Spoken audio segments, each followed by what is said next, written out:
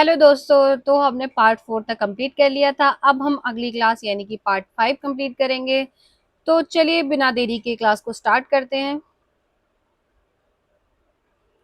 हमारी पुस्तक का नाम आप सबको पता ही चल गया होगा, हिंदी का गद्य साहित्य, डॉक्टर रामचंद्र तिवारी। हमने कल भारतेंदु युग तक पूरा कर लिया था। अब द्विवेदी पूर्व युग में हिंदी गद्य की विश्रृंखलता। भारतेंदु द्वारा गद्य की एक मध्यम मार्गी एवं लोकप्रिय शैली की प्रतिष्ठा के बावजूद अभी तक हिंदी गद्य का कोई मानक रूप नहीं ढल पाया था। इसका कारण हिंदी के सर्वमान्य व्याकरण का न होना तथा उसकी भारत व्यापी विस्तार कहा जा सकता है। हिंदी गद्य लेखक केवल हिंदी प्रदेश में ही नहीं वरन पंजाब, बंगाल, महाराष्ट्र आदि सुदूर प्रांतों में भी थे। बंगला, मराठी, गुजराती, पंजाबी आदि प्रांतीय भाषाओं में गद्य पुस्तकों का अनुवाद भी शीघ्रता से होने लगा था। प्रत्येक गद्य लेखक अपनी प्रांतीय भाषा के प्रभाव के साथ हिंदी गद्य के क्षेत्र में प्रवेश करता था। पंजाबी गद्य लेखकों में उर्दू और फारसी के शब्दों का बाहुल्य होता था। बंगला प्रांत के निवासी गद्य लेखक कोमलकांत पदावली का अधिक प्रयोग करते थे। तो बंगला प्रांत के जो लोग थे वे कोमलकांत पदावली का प्रयोग करते थे और जो पंजाबी के गद्य लेखक थे वो उर्दू और फारसी का प्रयोग करते थे। बांग्ला से अनुदित हिंदी ग्रंथों में भी यही प्रवृत्ति कार्य कर रही थी। महाराष्ट्र प्रांतों के निवासी हिंदी गद्य लेखक महाराष्ट्र मराठी एवं संस्कृत शब्दों से युक्त गद्य का व्यवहार कर रहे थे। तो कैसे शब्द? मराठी एवं संस्कृत। संयुक्त प्रांत के लेखकों में गद्य में भी एक रूपता न थी। अयोध्या सिंह उपाध्याय ठेठ हिंदी का ठाठ लिखकर बनारस के आसपास तथा अवध के समीपवर्ती गांवों से शब्द भंडार एवं पद योजना ले रहे थे। देवकी नंदन खत्री तथा किशोरी लाल गोस्वामी सरल उर्दू मिश्रित हिंदी में अपनी रचनाएं प्रस्तुत कर रहे थे। लज्जा राम मेहता ब्रज की बोलचाल की भाषा मिलाकर सरल हिंदी का प्रयोग कर रहे थे। तो सबकी भाषा का एक थोड़ा थोड़ा याद रखिए कि हरिओ जी है वो बनारस के आसपास की, देवकी नंदन खत्री और किशोरी लाल जी उर्दू मिश्रित हिंदी का प्रयोग कर रहे थे। लज्जाराम मेहता जी ब्रज की बोलचाल भाषा का प्रयोग ज्यादा कर रहे थे।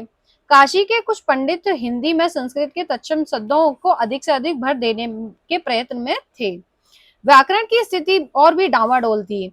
अच्छे से अच्छा लेखक भी व्याकरण की सामान्य भूलें करता था।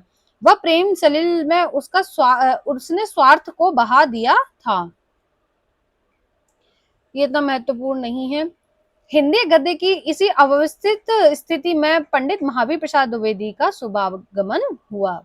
तो हमारे जो पहले लेखक हैं वो खुद स्वयं द्विवेदी युग के महावीर प्रसाद द्विवेदी जी। पंडित महावीर प्रसाद द्विवेदी जी जिनका जन्म वर्ष 1864 और निधन वर्ष 1938। हिंदी गद्य के निर्माण में द्विवेदी जी के ऋण को स्वीकार करते हुए आचार्य शुक्ल कहते हैं, ये महत्वपूर्ण कथन है आगे वाला, आप याद रखेंगे। पर जो कुछ हुआ वही बहुत हुआ और उसके लिए हमारा हिंदी साहित्य पंडित महावीर प्रसाद द्विवेदी जी का सदा ऋणी रहेगा। व्याकरण की शुद्धता और भाषा की सफाई के प्रवर्तक द्विवेदी जी ही थे। सरस्वती के संपादक के रूप में उन्होंने आई हुई पुस्तकों के भीतर व्याकरण और भाषा की अशुद्धियां दिखाकर लेखकों को बहुत सावधान कर दिया। गद्य की भाषा पर द्विवेदी जी का के इस शुभ प्रभाव का स्मरण जब तक भाषा के लिए शुद्धता की आवश्यकता समझी जाएगी तब तक बना रहेगा। ये बहुत ही महत्वपूर्ण कथन है जो कि आचार्य रामचंद्र शुक्ल जी का है। आचार्य द्विवेदी ने भाषा की अस्थिरता की ओर लेखकों का ध्यान आकर्षित किया। विराम चिन्हों के प्रयोग तथा लेखों को पैराबंद करने की आवश्यकता पर भी बल दिया। उन्होंने प्रांतज शब्दों के स्थान पर व्यापक स्वीकृति करने वाले शब्दों के प्रयोग पर अधिक बल दिया। अश्लील शब्दों के प्रयोग का घोर विरोध किया। हिंदी गद्य के को सरल तथा कहानी कहने के ढंग में ढालकर एक निश्चित रूप देने की चेष्टा की। तो उन्होंने क्या क्या किया? जो भाषा की अस्थिरता थी, मतलब एक रूपता आनी चाहिए, विराम चिन्हों का प्रयोग होना चाहिए, पैराबंद होना चाहिए और प्रांत शब्दों के स्थान पर व्यापक मतलब ज्यादा लोग जाने ऐसे शब्दों का प्रयोग होना चाहिए। अश्लील शब्दों का प्रयोग का घोर विरोध किया। इसी वजह से उन्होंने जूही की कली को सरस्वती में संपादित करने से मना कर दिया था। हिंदी गद्य को सरल तथा कहानी कहने में के ढंग में ढालना की उन्होंने चेष्टा की, मतलब हिंदी इतना सरल हो कि कोई भी आसानी से पढ़ सके। वस्तुतः हिंदी में जो कुछ एक रूपता आ सकी उसका बहुत बड़ा श्रेय पंडित महावीर प्रसाद द्विवेदी जी को ही है। यह होते हुए भी द्विवेदी जी का हिंदी गद्य सर्वथा निर्दोष नहीं था, मतलब त्रुटियां उनके यहाँ भी थी। इसी वजह से बाल मुकुंद गुप्त जी ने उनके अनिश्चितता शब्द को लेकर उनके आलोचना की थी। त्रुटियां उनमें भी थी, कुछ सामान्य त्रुटियां जिनकी ओर हमारा ध्यान शीघ्र जाता है इस प्रकार है। ये इतना महत्वपूर्ण नहीं है, बस त्रुटियां थी, ये महत्वपूर्ण है।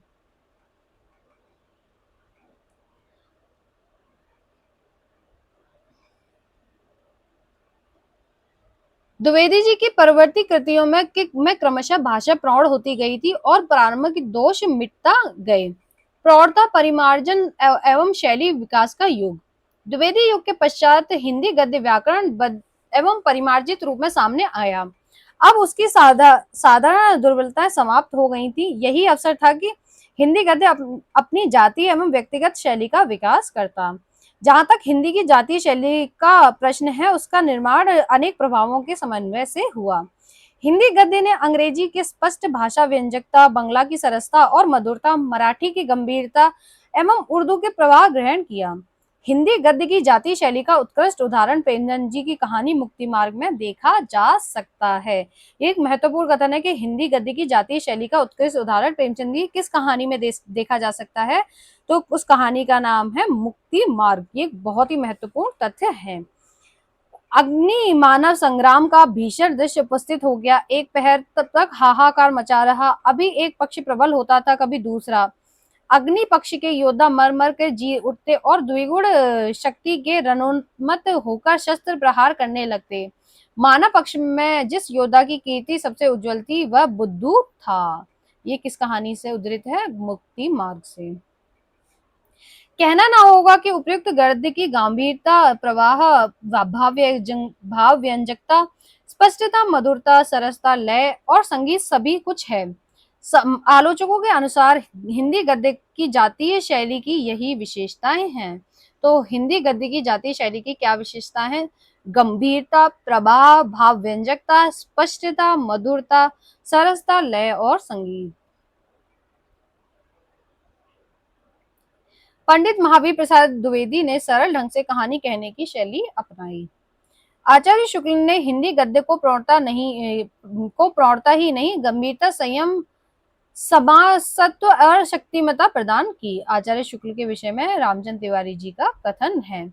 उनकी पंक्तियां ऐसी प्रतीत होती हैं मानो किसी अध्ययनशील व्यक्ति के गहन चिंतन की रेखाएं धीरे धीरे उभरती आ रही हो, जिसका एक उदाहरण यहाँ पे दे रखा है। चिंतामणि भाग 1 से ये लिया गया है। दुख की श्रेणी में प्रवृत्ति के विचार से करुणा का उल्टा क्रोध है। क्रोध जिसके प्रति उत्पन्न होता है, उसकी हानि की चेष्टा की जाती है। करुणा जिसके प्रति उत्पन्न होती है, उसकी भलाई का उद्योग किया जाता है। ये रामचंद्र शुक्ल जी का आई थिंक क्रोध निबंध से लिया गया है। भाव या मनोविकार या या क्रोध निबंध, एक बार आप लोग चेक कर लीजिएगा। बाबू श्याम सुंदर दास कुशल वक्ता थे। ये महत्वपूर्ण तथ्य। कुशल वक्ता कौन थे? बाबू श्याम सुंदर दास। उनकी गद्य भाषण की संपूर्ण विशेषताओं को लेकर सामने आया। उसमें प्रवाह है, सरलता है और स्पष्टता है, किंतु विस्तार भी है। वे अपनी सभी बातें उसी तरह समझाते चलते जैसे कोई वक्ता श्रोताओं की जिज्ञासा व्यक्ति को जगाकर अपना प्रभाव डालना चाहता है। साहित्य का विवेचन नामक लेख में आपने लिखा है। आपने यानी कि श्याम सुंदर दास ने। हिंदी साहित्य का इतिहास ध्यानपूर्वक पढ़ने से यह विदित होता है कि हम उसे भिन्न भिन्न कालों में ठीक ठीक विभक्त नहीं कर सकते। उस साहित्य का इतिहास एक बड़ी नदी के प्रवाह के समान है, जिसकी धारा उद्गम स्थान में तो बहुत छोटी होती है, पर आगे बढ़कर और छोटे छोटे टीलों या पहाड़ियों के बीच में पड़ जाने पर वह अनेक धाराओं में बहने लगती है। तो ये देख लेंगे, ये श्याम सुंदर दास जी का कथन है। ये इतना मुझे इम्पोर्टेंट लगा नहीं, पर फिर भी आप लोग अपने ध्यान में ऐसे ऐसे कोटेशन रखिएगा, क्योंकि आयोग ज्यादातर ये कोटेशन ऐसे ही पूछ रहा है। द्विवेदी युग में आचार्य द्विवेदी के अतिरिक्त हिंदी गद्य की प्रौढ़ता एवं परिमार्जन प्रदान करने वाले लेखकों में, अभी हरियाणा से जो प्रोफेसर ने पूछा था कि द्विवेदी युग के कौन कौन, मतलब कौन लेखक हैं, तो वहां पे चंद्रधन शर्मा गुलेरी जी का नाम था। तो कौन कौन है द्विवेदी युग में? एक चंद्रधन शर्मा गुलेरी, 2 अध्यापक पूर्ण सिंह, 3 गणेश शंकर विद्यार्थी, 4 शिव पूजन सहाय, 5 चंडी प्रसाद हृदय। तो आप याद रखेंगे मुझे लगता है कि गुलेरी जी, अध्यापक पूर्ण सिंह जी और गणेश विद्यार्थी तो याद रहेंगे, लेकिन शिव पूजन सहाय और चंडी प्रसाद हृदय भी द्विवेदी युग में आते हैं, ये हमें याद नहीं रहेगा। तो इस बात को अच्छे से नोट कर लीजिएगा। आप लोग इस क्लास के साथ साथ नोट्स बनाते जाएंगे ना तो बहुत अच्छा रहेगा। मेरे पास तो अपने नोट्स हैं, तो अब अगर आप लोग कहेंगे कि मैम हमें नोट्स बनाना सिखाइए या अपने नोट्स शेयर कीजिए, तो मैं आप लोगों के साथ वो भी शेयर करने के लिए तैयार हूँ। बस आप लोग क्लास में ज्यादा से ज्यादा जुड़िए, ज्यादा से ज्यादा क्लास को लाइक कीजिए। जितने ज्यादा व्यूज होंगे क्लास को, उतना ही मुझे मोटिवेशन मिलेगा कि मुझे भी आगे पढ़ाना है। पंडित चंद्रधर शर्मा का गद्य बहुपठित एवं बहुश्रुत लेखक द्वारा प्रस्तुत बातचीत का गद्य है। प्रसंग गर्वत इनके गद्य की निजी विशेषता है। यहाँ पे सभी लेखकों की विशेषता है कि किसकी भाषा कैसी थी, कौन कैसा लिखता था। अध्यापक पूर्ण सिंह जी का इनका गद्य उदात्त सजीव, इसे पढ़ते समय वर्ण वस्तु का बिंब सामने आता था। प्रवाह और ओज तो इनकी पंक्तियों के साथ साथ बहता चलता था। तो प्रवाह और ओज किसकी पंक्तियों के साथ बहता चलता था? तो अध्यापक पूर्ण सिंह जी। गणेश शंकर विद्यार्थी के गद्य में व्यक्तित्व की तेजस्विता तथा परिस्थिति को मूर्त करने की अद्भुत क्षमता थी। कर्मवीर प्रताप की कुछ पंक्तियां देखिए। महान पुरुष, निसंदेह महान पुरुष, भारतीय इतिहास में किसी यत्न में इतनी चमक है। स्वतंत्रता के लिए किसने इतनी कठिन परीक्षा दी है। जननी जन्मभूमि के लिए किसने इतनी तपस्या की है। देशभक्त अब पर एहसान जताने वाले नहीं, पूरा राजा लेकिन स्वेच्छाचारी नहीं। तो ये किसकी पंक्तियां हैं? गणेश शंकर विद्यार्थी जी की। बाबू शिवपुंजन सहाय का गद्य वैविध्यपूर्ण किंतु संयमित है। उसमें जीवन को समग्रता से देखने तथा औचित्य के आधार पर निर्णय करने लेने की प्रवृत्ति प्रधान है। चंडी प्रसाद हृदय जी का इतना महत्वपूर्ण नहीं है। आगे चलकर छायावादी कवियों का गद्य बहुत कुछ इसी शैली का विकसित रूप कहा जा सकता है। जो चंडी प्रसाद हृदय जी का जो गद्य की आधिकारिक अलंकृत भाषा थी, वही आगे जाके छायावादी लेखकों में देखी जाती है। छायावादी कवि और हिंदी गद्य। द्विवेदी युग के परिमार्जन एवं प्रौढ़ता के पश्चात हिंदी गद्य कलात्मकता एवं काव्यात्मकता की ओर झुकने लगा था। द्विवेदी युग का जीवन विषयक दृष्टिकोण ही नैतिकता प्रधान था। फलतः युग चेतना का भार वहन करने वाले गद्य साहित्य का गंभीर एवं शुष्क हो जाना स्वाभाविक था। व्याकरण को नियमों से अधिक बंध जाने के कारण भाषा में नीरसता का आना अवश्यंभावी था। तो ये महत्वपूर्ण तथ्य है कि भाषा मतलब बहुत ज्यादा व्याकरण के नियमों की वजह से उनकी भाषा में नीरसता आने लगी थी, शुष्क होने लगी थी, और गंभीरता की वजह से बहुत ज्यादा स्वाभाविकता नहीं रह गई थी। इन कवियों का गद्य चाहे व्यवहारिक न हो जाए, दैनिक जीवन की घटनाओं को सरल ढंग से चाहे वह उपस्थित न कर सके, किंतु जहां तक शिल्प विधान का संबंध है, हिंदी गद्य इन छायावादी कवियों के हाथों में ही चरम सीमा पर पहुंच गया। आगे एक बहुत महत्वपूर्ण पंक्ति है, मुझे लगता है ये किसी पेपर में टीजीटी या पीजीटी के किसी पेपर में आया भी था। छायावादी युग के प्रमुख कवि पंत जी ने अपनी भाषा विषयक आदर्श में भी कुछ इसी प्रकार को रखा है। वे कहते हैं, भाषा संसार का नादमय चित्र है, ध्वनिमय स्वरूप है। ये महत्वपूर्ण है बहुत ज्यादा। यह विश्व की हृदय तंत्र की झनकार है, जिसके स्वर में वह अभिव्यक्ति पाता है। विश्व की सभ्यता के विकास तथा हास के साथ वाणी का भी युगपद विकास तथा हास होता है। किस रचना से है? पंडित जी की गद्य पथ रचना से है।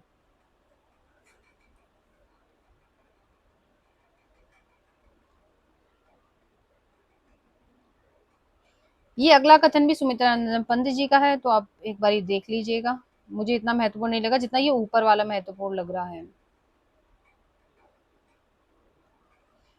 उत्तरा की भूमिका में पंत जी लिखते हैं, मैं केवल आदर्शवाद का ही पक्ष नहीं ले रहा हूँ, वस्तुवादियों की दृष्टिकोण की भी उपयोगिता स्वीकार करता हूँ। वास्तव में आदर्शवाद, वस्तुवाद, जड़ चेतन, पूर्व पश्चिम आदि शब्द उस युग चेतना के प्रतीक तथा उस सभ्यता के विरोधाभास है जिसका संचरण वृत्त अब समाप्त होने को है।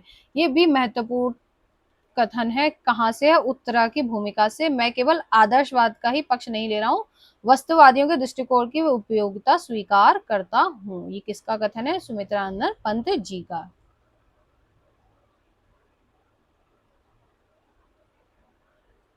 प्रसाद जी के गद्य में आवश्यकता अनुसार परिवर्तन देखा जा सकता है, किंतु सामान्यतः उसके तीन रूप सामने आते हैं। साधारण व्यक्तियों के जीवन से संबंध छोटी कहानियों की भाषा सरल है। प्राय वाक्य छोटे छोटे हैं। शब्द की प्रति के व्यवहार में आने वाले रखे गए हैं। भाषा तत्सम हो गई है, ये महत्वपूर्ण है। अभी यहाँ पे एक उदाहरण है। क्षितिज में नील जलधि और व्योम का चुंबन हो रहा है। शांत प्रदेश की में शोभा की लहरियां उठ रही हैं। गोधूली का करुण प्रतिबिंब वेला की बालू का मई भूमि पर दिगंत की प्रतीक्षा का आह्वान कर रहा है। किस कहानी से? आकाशदीप भी हमारे नेट के सिलेबस में है, हरियाणा प्रोफेसर के सिलेबस में है। तो ये कथन हमारे लिए महत्वपूर्ण से भी ज्यादा महत्वपूर्ण हो जाता है। आचार्य शुक्ल ने कहा है कि इसके कथोपकथन कई स्थलों पर नाटकीय न होकर वर्तमान गद्य काव्य के खंड हो गए हैं। ये आचार्य शुक्ल जी का कथन है।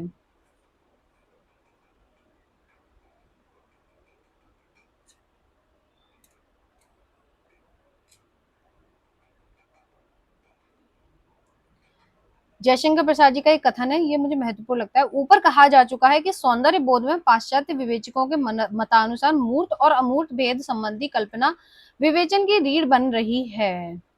जब यह अमूर्त के साथ सौंदर्य शास्त्र का संबंध ठहराती है तो दुर्बलता में ग्रस्त होने के कारण अपने को स्पष्ट नहीं कर पाती। इसका कारण यही है कि वे सद्भावात्मक ज्ञानमय प्रतीकों को अमूर्त सौंदर्य कहकर घोषित करते हैं, जो सौंदर्य के द्वारा ही विवेचन किए जाने पर केवल प्रेय तक पहुंच पाते हैं। श्रेय आत्मकल्याण कल्पना अधूरी रह जाती है।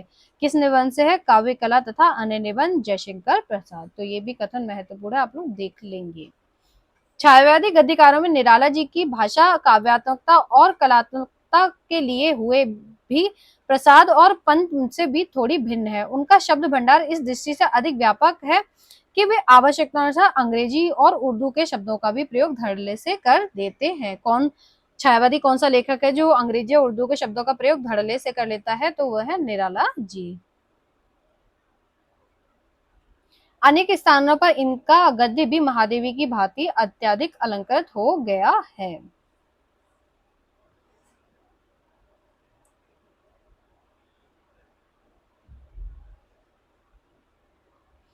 छायावादी युग की सुप्रसिद्ध कवयित्री महादेवी वर्मा का गद्य भावों और विचारों के सम्मिश्रण का विशिष्ट उदाहरण प्रस्तुत करता है। श्रृंखला की कड़ियों की भूमिका में आपने लिखा है, ये महत्वपूर्ण है, बहुत ज्यादा कथन, ये बहुत महत्वपूर्ण है। विचारों के क्षणों में मुझे गद्य लिखना ही अच्छा लगता रहा है, क्योंकि उसमें अपनी अनुभूति ही नहीं, बाह्य परिस्थितियों के विश्लेषण के लिए भी पर्याप्त अवकाश रहता है।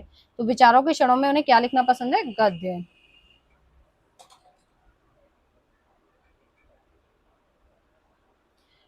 प्रयोग, वक्रता, सूक्ष्मता, अलंकरण, काव्यात्मकता तथा लाक्षणिकता आदि सभी विशेषताएं इनके गद्य में देखी जा सकती हैं। दीपशिखा की भूमिका में उन्होंने लिखा है, सत्य पर जीवन का सुंदर ताना बाना बुनने के लिए कला सृष्टि में स्थूल सूक्ष्म सभी विषयों को अपना उपकरण बनाया। वह पाषाण की कठोर स्थूलता से रंग रेखाओं की निश्चित सीमा, उससे ध्वनि की क्षणिक स्थिति और तब शब्द की सूक्ष्म व्यापकता तक पहुंची।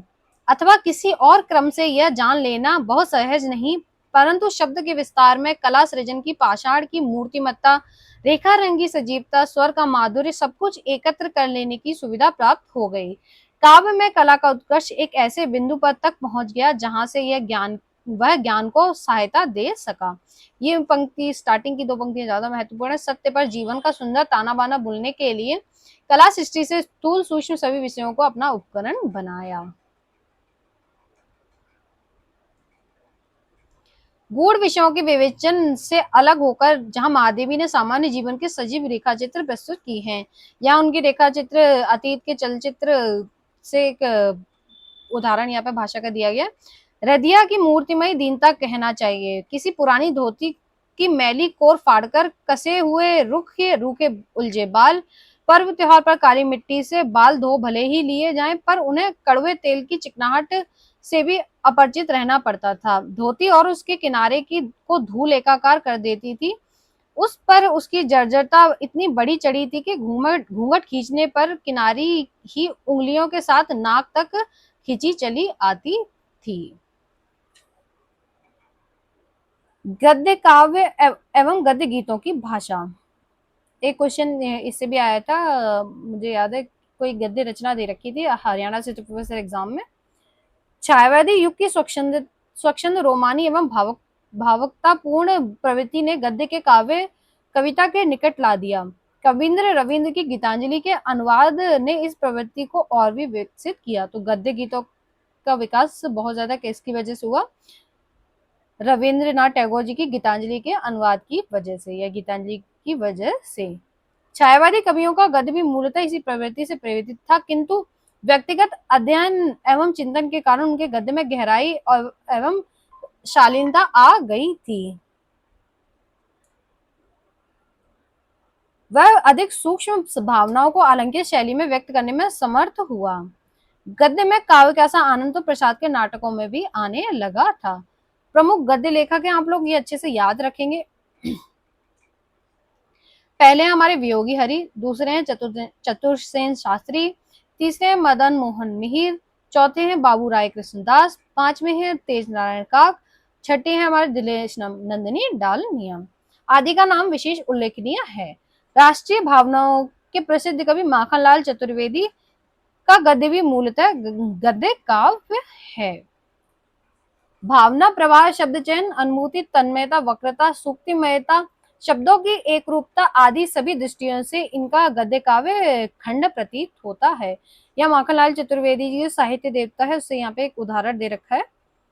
कौन सा आकार दूं तुम मानव हृदय के मुग्ध संस्कार जो हो, चित्र खींचने की सुध कहाँ से लाऊं तुम अनंत जागृत आत्माओं के ऊंचे पर गहरे स्वप्न जो हो, मेरी काली कलम का बल समेटे नहीं समटता। ये महत्वपूर्ण है, आप लोग याद रखेंगे। माखनलाल जी के शब्द निर्जर की भांति उनके हृदय के भाव कोश से फूट पड़ते हैं। उनके वाक्य हृदय की तरलता से स्निग्ध होते हैं। चतुर्वेदी जी को रुककर सोचना, विचारना या काटना छाटना अभीष्ट नहीं है। रायकिरण दास के गद्य गीत के यहाँ एक नमूना दे रखा है। मुझे यह सोचकर अचरज होता है कि आनंद कंद मूलक इस विश्व लरी में मुझे आनंद का अणु मात्र भी ना मिले। हाँ, आनंद ये इतना महत्वपूर्ण नहीं है। हम आगे बढ़ते हैं। छायावादी आलोचकों का गद्य। छायावादी युग में कुछ आलोचकों की भाषा भी काव्यात्मकता लेकर सामने आई। शांति प्रिय द्विवेदी, विनोद शंकर व्यास तथा कहीं कहीं नंदलारे वाजपेयी जी की आलोचना में काव्यात्मकता गद्य का स्वरूप देखा जा सकता है। तो किन आलोचकों की रचनाओं में काव्यात्मकता गद्य का स्वरूप देखा जा सकता है? शांति प्रिय द्विवेदी, नंदलारे वाजपेयी और विनोद शंकर व्यास। गूढ़ विषयों पर विचार करते समय वाजपेयी जी की भाषा का यह रूप बदल जाता है और उनके चिंतन की गहराई तथा संयम और आ जाता है। ये इतना महत्वपूर्ण नहीं है। तरुण काव्यात्मक गद्य लेखकों में ठाकुर राव आधार सिंह का भी नाम उल्लेखनीय है। आचार्य नंदलाल वाजपेयी ने इनकी भाषा को श्री माखनलाल चतुर्वेदी की परंपरा में माना है। ये महत्वपूर्ण है कि नंदलाल वाजपेयी जी ने रामदास सिंह की भाषा को माखनलाल चतुर्वेदी जी की परंपरा का माना है।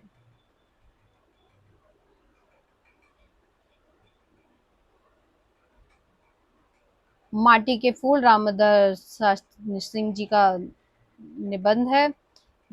यहाँ पे इसके कुछ उदाहरण दे रखा है, तो आप लोग देख लेंगे। प्रगतिशील लेखक और हिंदी गद्य।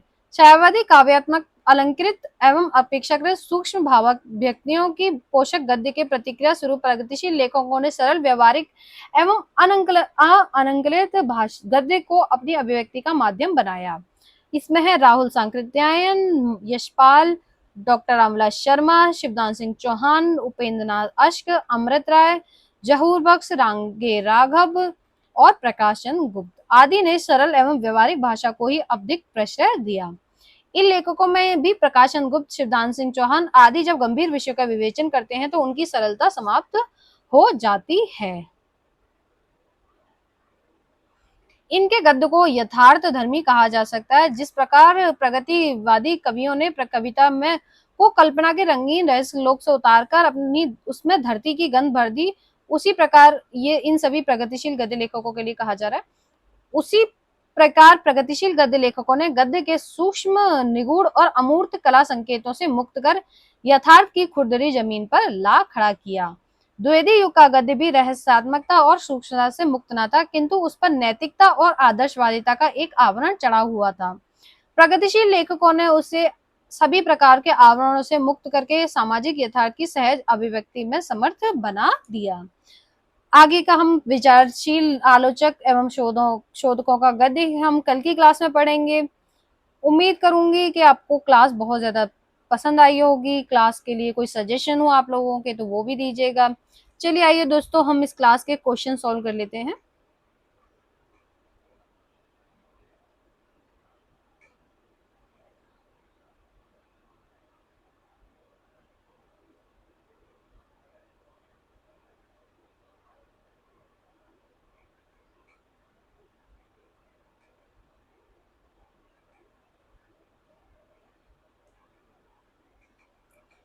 ये है हमारी रामचंद्र तिवारी भाग 5 इसके प्रश्न। पहला प्रश्न है हमारा, रामचंद्र तिवारी के अनुसार हिंदी गद्य की जातीय शैली का उत्कृष्ट उदाहरण प्रेमचंद की कौन सी कहानी में देखा जा सकता है। हमारे ऑप्शंस हैं, ए कफन, बी दो बैलों की कथा, सी पूस की एक रात या डी मुक्ति मार्ग। तो इसका करेक्ट आंसर है ऑप्शन एक से हाँ, ऑप्शन डी मुक्ति मार्ग। अगला क्वेश्चन है क्वेश्चन नंबर 2, भाषा संसार का नादमय चित्र है, ध्वनिमय स्वरूप है, यह विश्व की हृदय तंत्री की झनकार है, जिसके स्वर में वह अभिव्यक्ति पाता है।